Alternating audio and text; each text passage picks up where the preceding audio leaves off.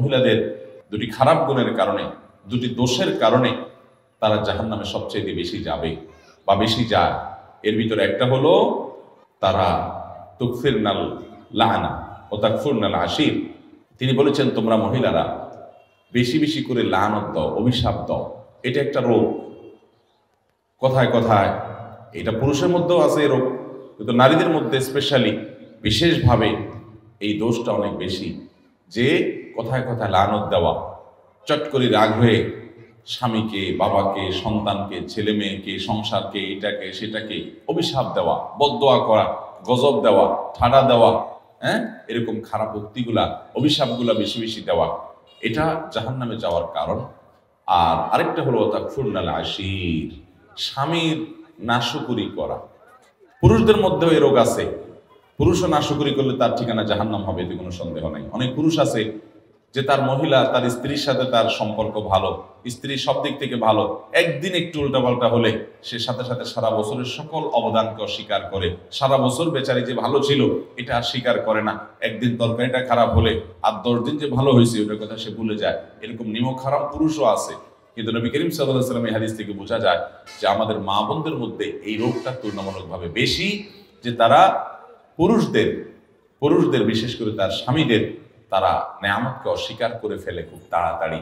আর এটি তাদের জাহান্নামে যাওয়ার অন্যতম কারণ। এই জন্য আমাদের মা বোনদের জন্য এই দুটি অ্যালার্মিং পয়েন্ট, যে আসুন আমরা কোনো অবস্থাতে আমাদের সন্তানরা, আমাদের স্বামী, আমাদের মা বাবা, সংসার বা অন্য কোনো কিছুকে আমরা গালিগালাজ করা, বদদোয়া দেওয়া, ঠাডা দেওয়া, আপনার অভিশাপ করা, আল্লাহ লানতের কথা বলা, এগুলো আমরা কখনো করবো না। এবারে সাবধান থাকবো।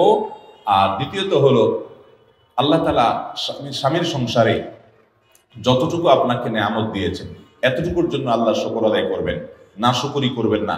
জীবনে তোমার সংসারে এসে কি পাইলাম? কিছুই পাইলাম না, আমার পুরো জীবন শেষ হয়ে গেছে, অথচ আমি তোমার সংসারে সুখের দেখাই পাইলাম না, এরকম কোনো কথা আমাদের মা বোনরা আমরা বলবো না। বরং আল্লাহ তাআলা আমাকে যে অবস্থায় রেখেছেন সে অবস্থা আমরা শুকর আদায় করব। অনেক নারী, অনেক মহিলারা আমাদের কাছে আসেন, আমাদের মা বোনরা, আপনারা যারা আজকে আমার কথা শুনছেন, আপনাদেরও মনের ভিতরে অনেক অভিযোগ আছে, আমি জানি। আপনাদের প্রশ্নগুলো পড়লে বোঝা যায় কত কষ্ট আপনাদের। আমরা সেটা স্বীকার করি যে আপনাদের অনেক কষ্ট আছে। সেজন্য সকল মাহফিলে, সকল আলোচনায় আমরা পুরুষদেরকে আল্লাহর ভয় দেই, পুরুষদেরকে সতর্ক করি, পুরুষদেরকে জাহান্নাম থেকে বাঁচার জন্য আহ্বান করি, পুরুষদেরকে মহিলাদের অধিকার করে সচেতন করার জন্য আমরা সর্বদা সোচ্চার সবসময় কথা বলার চেষ্টা করি। কিন্তু আপনাদেরকে আজকে আমি পেয়েছি, আপনাদেরকে আমি বলতে চাই, আমার প্রিয় মা বোনেরা, ধরুন আপনার স্বামীটা অমানুষ, ধরুন আপনার শ্বশুরটা খারাপ মানুষ, ধরুন আপনার শাশুড়ি আপনার প্রতি জুলুম করে, ধরুন আপনার সংসারে আপনি সুখী না, কষ্টে আছেন। তো এর জন্য আপনি হাহুতাশ করে, এর জন্য আপনি অস্থির হয়ে, এর জন্য আপনি নিজের সুখকে নষ্ট করে দিয়ে বেসবর হয়ে আপনার কোনো লাভ হবে না।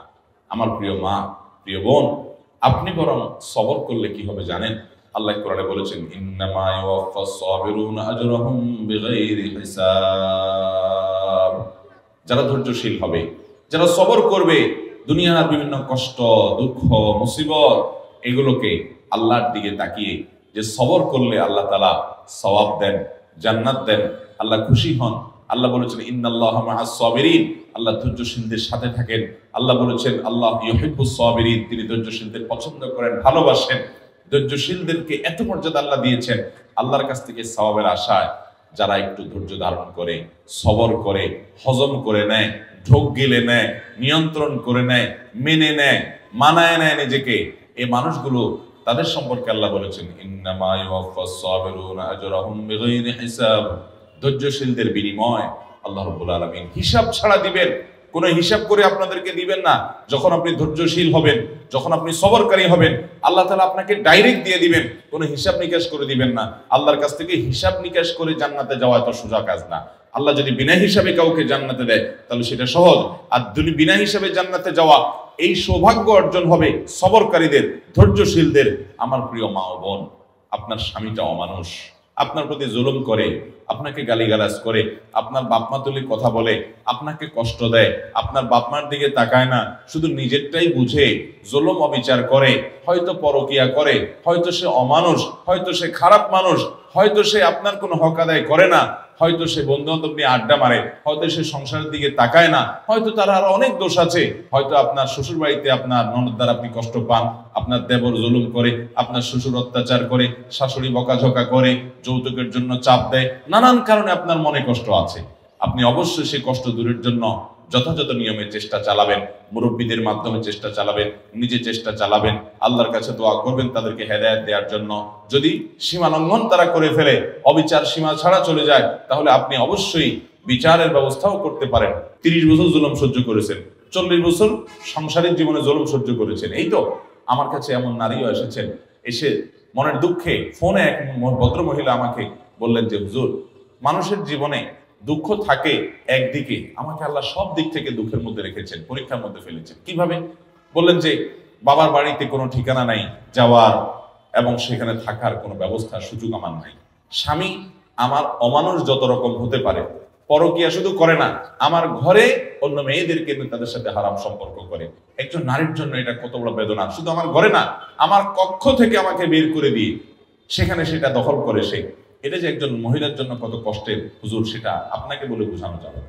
এরপরে বললেন যে আচ্ছা ভালো, স্বামীটা খারাপ গেল, আমি সবর করলাম, আমার ছেলে মেয়ে বড় হয়েছে।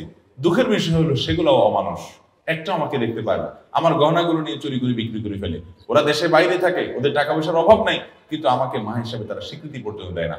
এরকম স্বামী অমানুষ, সন্তানরাও অমানুষ, বাবার বাড়িতেও যাওয়ার জায়গা নাই, এরকম একটা জনম দুঃখী মানুষ আরেকটা আছে কিনা সমাজে আমি জানি না।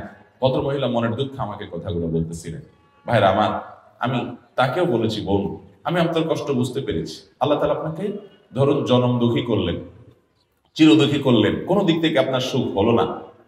এরপরও আপনি যদি এইভাবে চিন্তা করেন যে আমার সকল দুঃখের বিনিময়, সারা জীবনের দুঃখের বিনিময় আল্লাহ তাআলা যদি আমাকে জান্নাতটা দিয়ে দেন, এটা থেকে লস প্রজেক্ট হবে ব্যবসা নাকি লাভের হবে? কেমনে লাভের হবে বলেন তো? কারণ আমি কষ্ট করেছি 30 বছর বা 40 বছর, এর বেশি তো না। একজন মহিলা বিয়ে হওয়ার পরে কত বছর বাঁচে? 40 বছর, 30 বছর, 50 বছর, এর বেশি তো বাঁচে না সাধারণত আমাদের দেশে গড়াই ওঠে। তাহলে 30-40 বছর আপনি কষ্ট করলেন, সব ধরনের জুলুম সহ্য করলেন, এর বিনিময়ে আপনি জান্নাত পাইলেন কয়শো বছরের জন্য? অনন্তকালের জন্য, অসীম কালের জন্য। মৃত্যু আর কখনো আসবে। তাহলে 30-40 বছরের কষ্টের বিনিময়ে যদি অনন্তকালের চির সুখ পাওয়া যায়, লাভ হলো না লস হলো?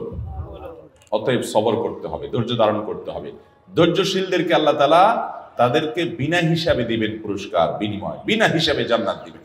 অতএব আমরা সবর করবো তো ইনশাআল্লাহ। আল্লাহ আমাদের মা বোনদেরকে সবর করার তৌফিক দান করুন।